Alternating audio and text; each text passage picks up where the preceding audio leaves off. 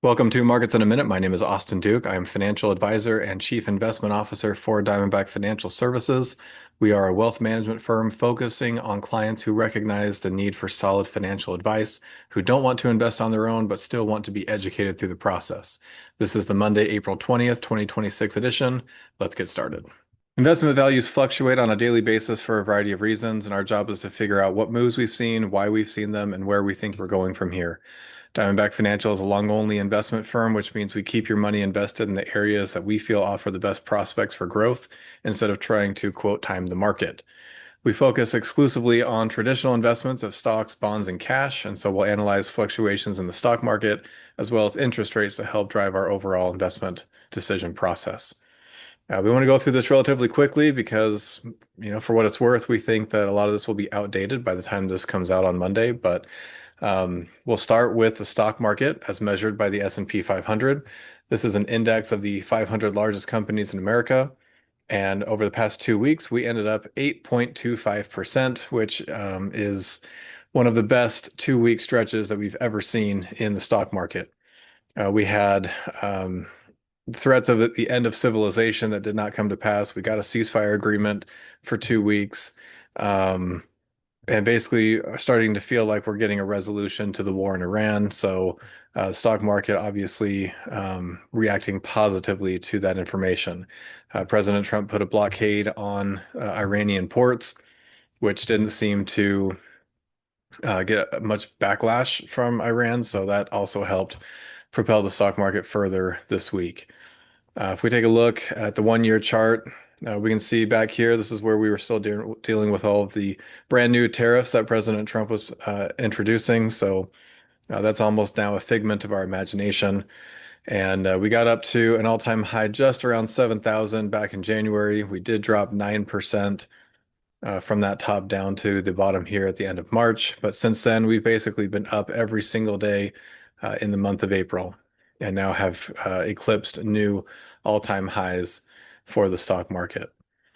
Next, we'll look at interest rates as measured by bonds issued through the U.S. Treasury Department. We believe that rates are factored into every investment calculation and are really the preeminent measure of investment risk. Generally speaking, lower interest rates will lead to higher stock prices, and higher interest rates will lead to lower stock prices. And so we'll look at and see what fluctuations are happening over a period of time. We can also look at high yield corporate bond spreads to get an idea of whether or not the probability of default for companies out there is increasing or decreasing. We did see rates decline in general over the past 2 weeks. Again, this is interest rates listed over here on the left-hand side, maturity lengths for these bonds down here on the bottom. So each dot on this chart represents an interest rate for a given maturity length. The brown line is actually where we were on February 27th, before the Iranian conflict began. The green line is where we ended here on Friday, April 17th. So we can see that here in the medium and long-term rates that we're still elevated from where we were 7 weeks ago. Short-term rates are still about the same. So again, we're still seeing, which is interesting that we have hit all-time highs in the stock market, knowing that interest rates are a little bit higher. So that's a little bit of an opposite expectation. But again, we feel like stock market people were positioning for a much worse outcome. And when we started seeing signs that it wasn't going to be as bad as the worst case scenario, everybody started piling back into the stock market. And then what we feel like is a little bit of fear of missing out, or FOMO, of people trying to get in and ride some of that wave that we've seen. And so we wouldn't be surprised to see a pullback here this upcoming week, and especially with some of the rhetoric that we're hearing as we are filming this. Again, it would not surprise us. This is a 1 year chart of the U.S. Treasury, the 10-year U.S. Treasury. We can see we were below 4% before the Iranian conflict. We spiked up here a little over 4.4%, but we have been pulling back meaningfully over the past couple weeks. So that's a good sign, especially as we're getting into the the summer season where we tend to see more people buying and selling homes. Having interest rates come lower would be uh, very helpful. This is the corporate bond yield spread. We had been identifying a widening trend where we were seeing higher interest rates for these high yield corporate bonds relative to the treasuries.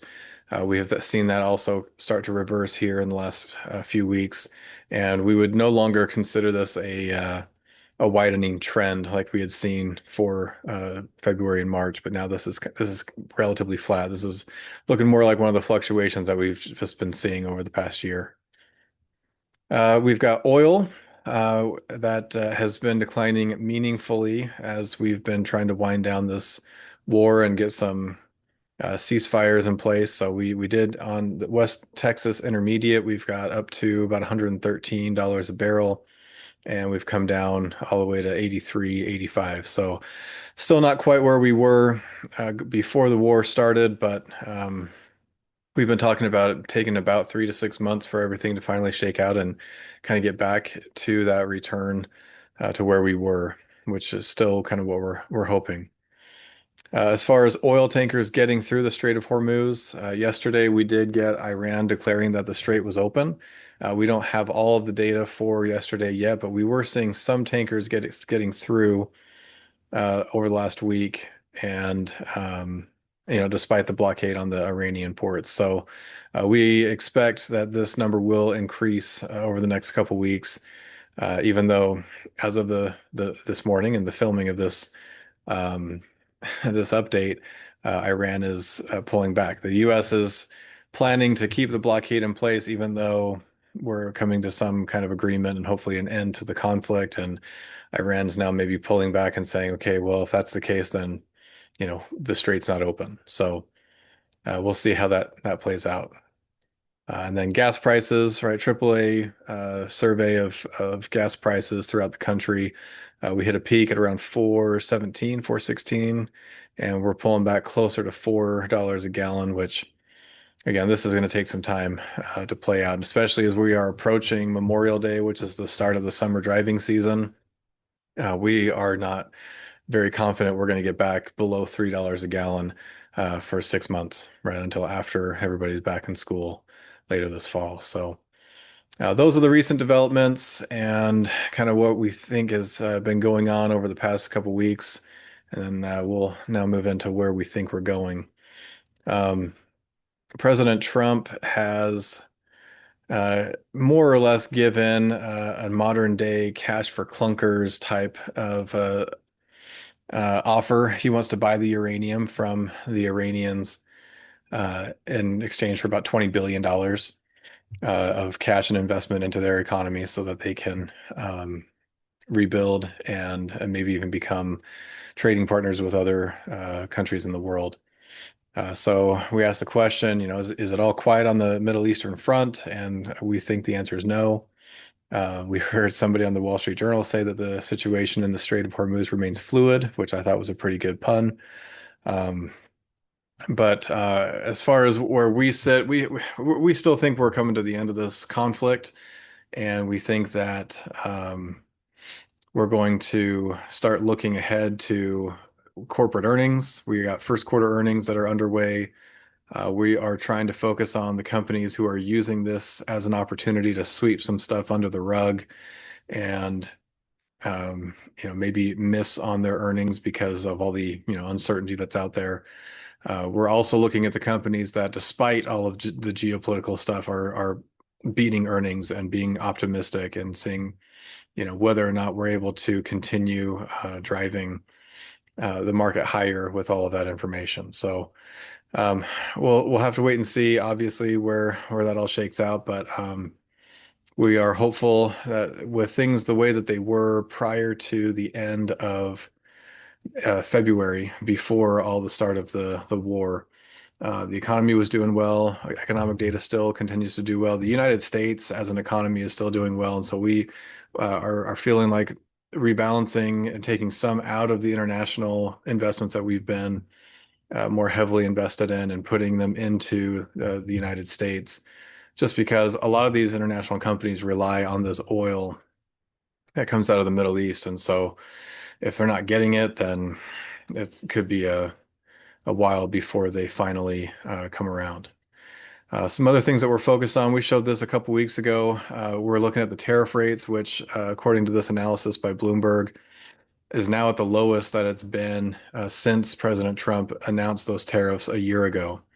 And we also heard that there are some of these tariffs that are now being told the United States has to refund what tariffs were collected. And if that is the case, then that plays into a scenario that we talked about, 9 months ago, where these companies they're not going to give that back to the consumers, right? They're going to keep that and they're going to boost their own earnings as a result of it. And so we think that even though things are a little bit shaky right now in the world and in the markets, give it another 3 to 6 months, right? Another 1 or 2 quarters of earnings results, and we're going to see some better stock prices ahead. Moving on to our next slide. We've heard a lot about private credit and some of the issues in that area. Again, this is our Bloomberg analysis showing that a lot of investment in private credit is situated here in the software and tech services, as indicated by the yellow line, which very significant portion, right? Everybody's plowing money into artificial intelligence and everything around data centers, et cetera. So big bets that this is going to do really well going forward, and that these companies who are having money lent to them will be able to pay that back with interest that they are being charged. So this starts to feel a little bit like the charts that we saw of real estate going into the 2008, 2009 financial crisis. So we're not necessarily predicting a recession like we saw back in 2008, 2009, but if this is where a lot of money is going to, and it doesn't quite work out the way that we think it will, then we could see a pretty significant economic decline. And so that's something that we're concerned about, we're watching, but at the moment we don't see any significant signs of stress. As a final word, I saw this the satirical post about financial advisors. So one of the more difficult challenges that we have as advisors is to be a voice of reason, especially when there's a lot of stress, right? Geopolitical events, news headlines, so whatever is hitting the stock market. There are people who get concerned, and rightly so, right? This is money that we are all planning on for retirement or other financial goals.